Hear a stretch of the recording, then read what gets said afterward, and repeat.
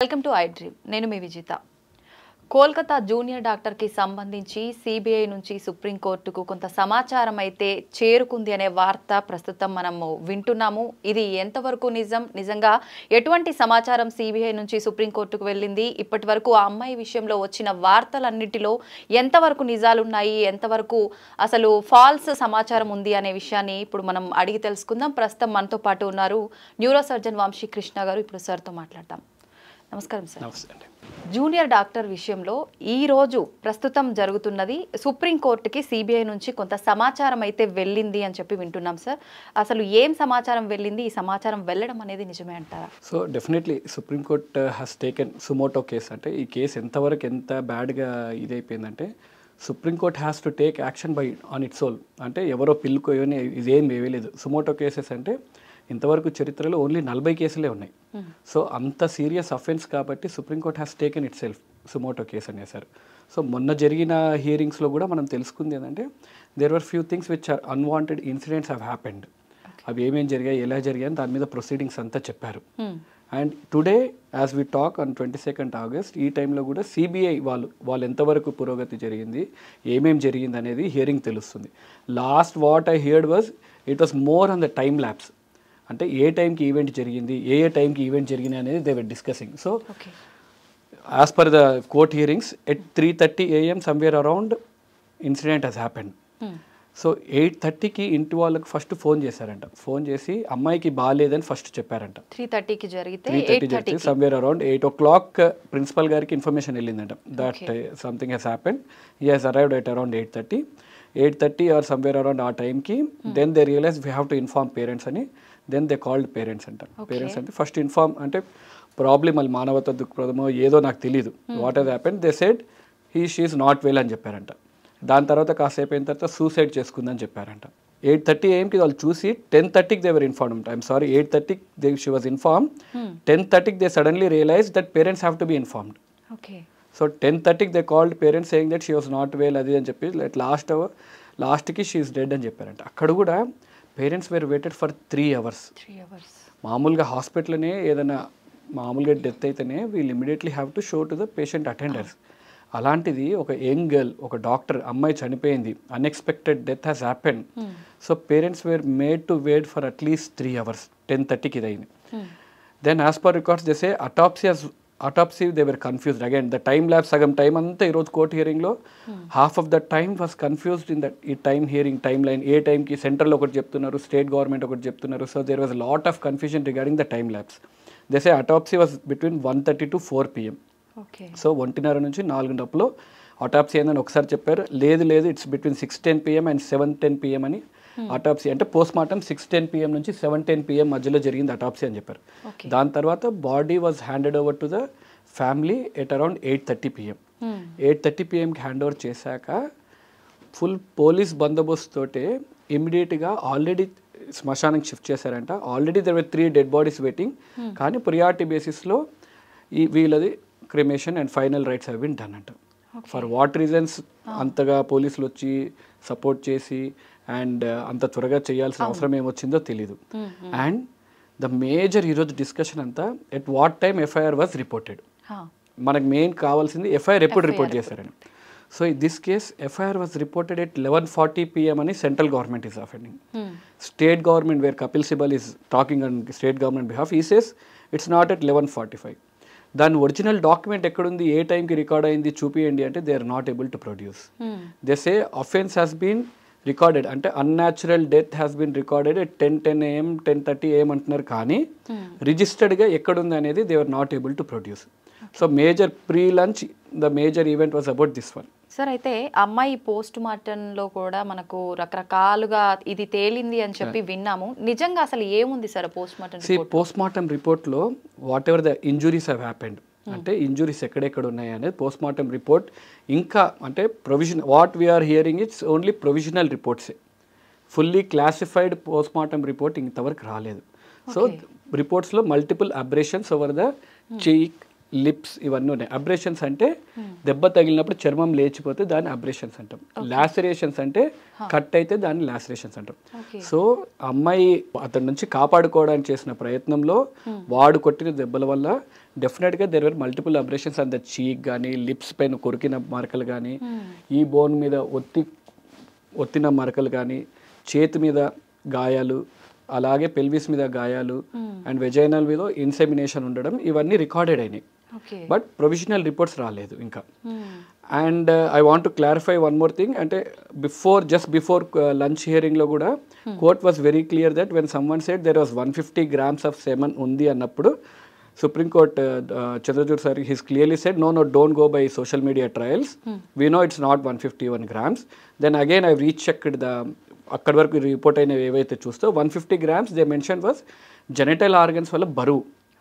అంటే యూట్రస్ ఇవన్నీ బరువు కలిపి కొని 151 grams. It's not about semen అని they have provisionally declared. What exactly it అనేది 150 grams, 150 ml, we are yet to know. ఇంకా క్లారిటీగా ఏం లేదు. So 151 grams earlier which was there, it could be a false news.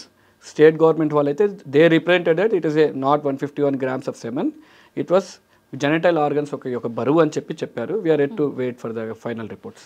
అయితే sir మీరు చెప్తున్నారు post మార్టంలో ఇప్పుడు ఇలాంటి గాయాలు మాత్రమే అయినట్టు తెలిసింది అని చెప్పి, కానీ మనం సోషల్ మీడియాలో చూస్తున్నది తనకు సంబంధించి ఇక్కడ థైరాయిడ్ బోన్ విరిగినట్టు, బ్యాక్ బోన్ కూడా యూ షేప్ లో ఏదో బెండ్ అయినట్టుగా ఇలాంటి విజువల్స్ అన్ని మనం చూస్తున్నాం. ఇదంతా ఏం లేదు. హెడ్ బోన్, కాలర్ బోన్ విరిగిందని చెప్పారు. But Kapil Sibal, if you hear the hearing, Kapil Sibal was very clearly saying that there was no fracture of the bones ani. But it doesn't mean a crime edo taggipoyindani kaadu. He said there was postmortem lo fracture ledani. Cause of death was smothering, ante noru moosesi gontu nalimesi champesaru. That is the cause of death. Ammayi noru moosesi gontu nalimesi champesaru. That is it.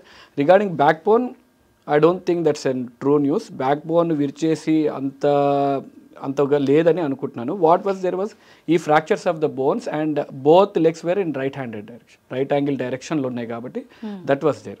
And also malleolus అంటే ఖాళీ మడమ పక్కకు ఒక ఎముక రౌండ్గా ఉంటుంది కదా, ఆ ఎముక ఫ్రాక్చర్ కూడా ఉందని రికార్డెడ్ అయింది. అండ్ ఆల్సో అటాప్సీ రిపోర్ట్లో last consumed 175 grams of food ఉంది విత్ నో ఫౌల్ స్మెల్లింగ్.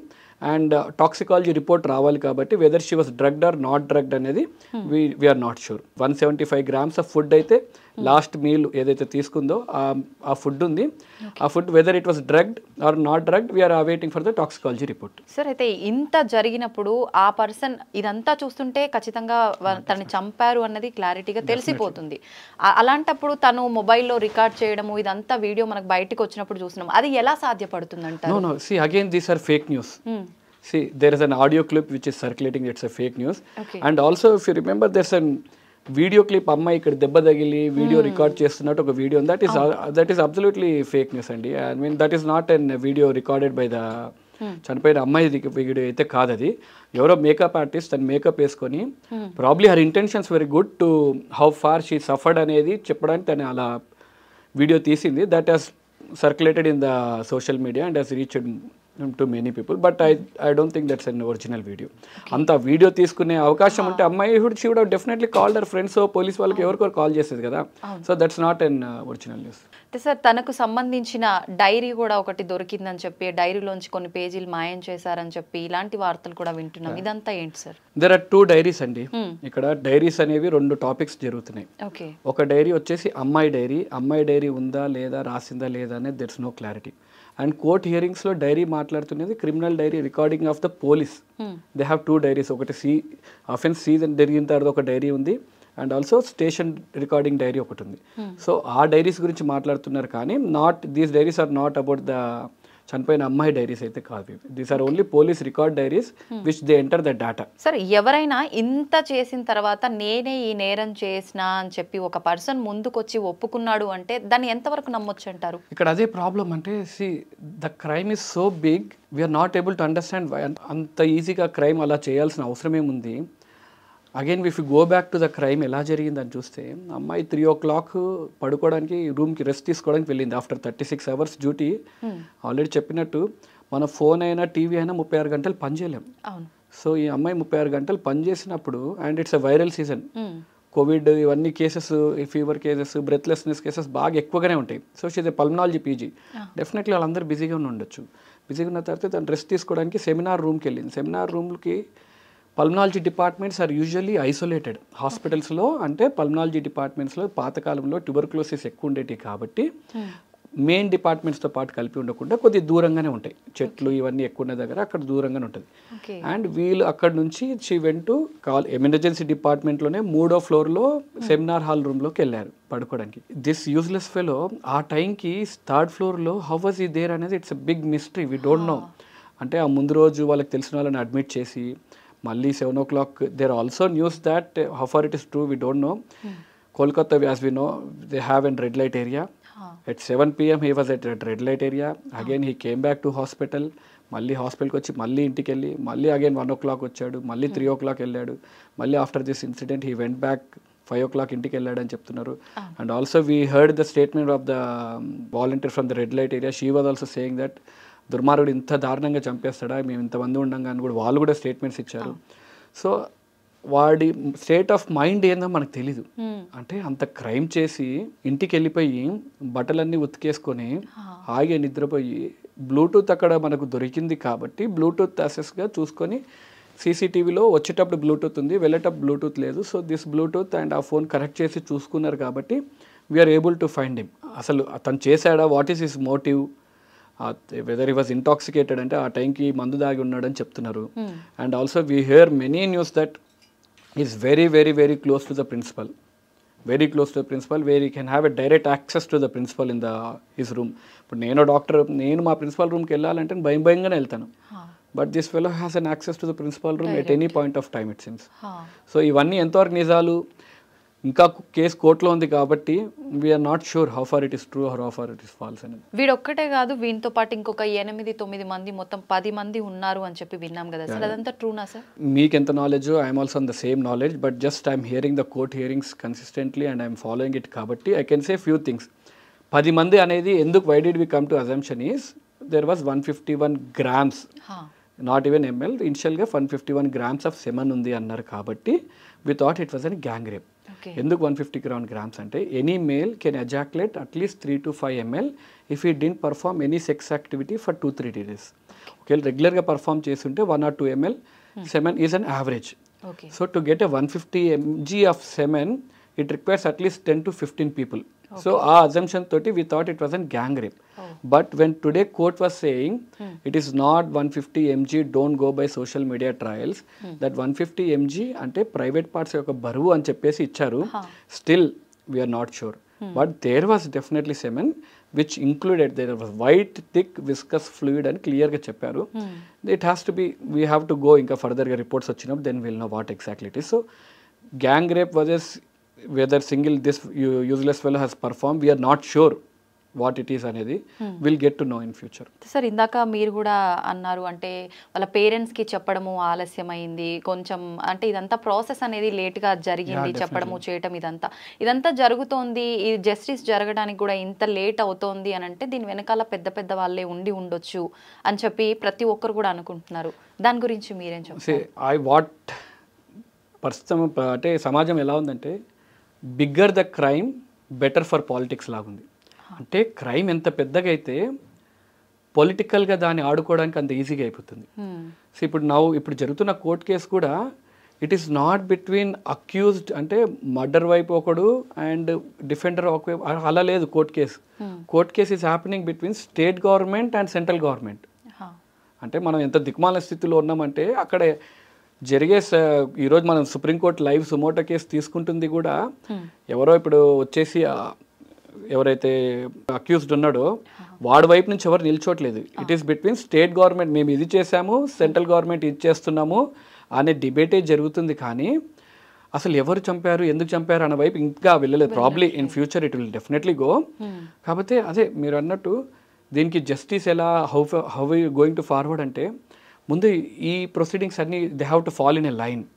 ఎవరు కరెక్ట్ ఎవరు తప్పు అనేది they have to fall in line. కాకపోతే మనకు అదే as I said earlier, bigger the crime better for politics లాగా తయారవుతుంది. కాబట్టి ఇది ఇంకా ఎంత పెద్దగా అవుతున్న కొద్దీ we'll never get a true answer. మూవీస్లో చూస్తున్నట్టు you'll get so many conspiracy theories. ఈ కాన్స్పిరసీ థియరీలోనే there was one more doctor అలీన్ అష్రా and we should mention his name. He was accused. Okay. Then again CBI వాళ్ళ అబ్బాయిని పిలిపించి